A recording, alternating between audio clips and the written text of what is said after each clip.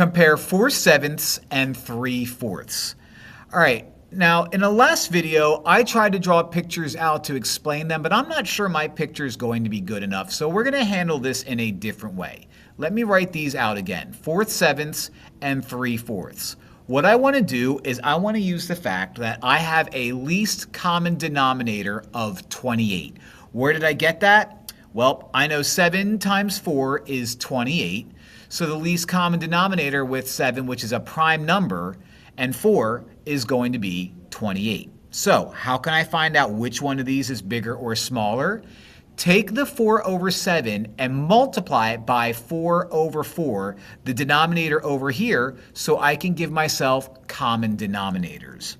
Similarly, I'm going to take this fraction to the right and multiply u by 7 and 7, and both of these fractions will now have a common denominator of 28.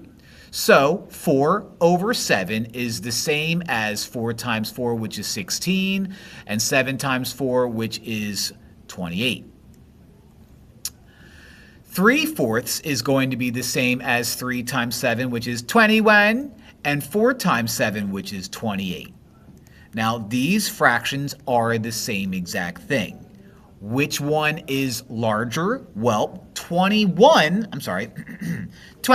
is larger than 16, which means 16 is less than 21.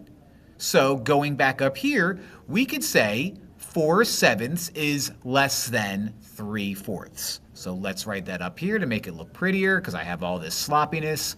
4/7 is less than 3/4.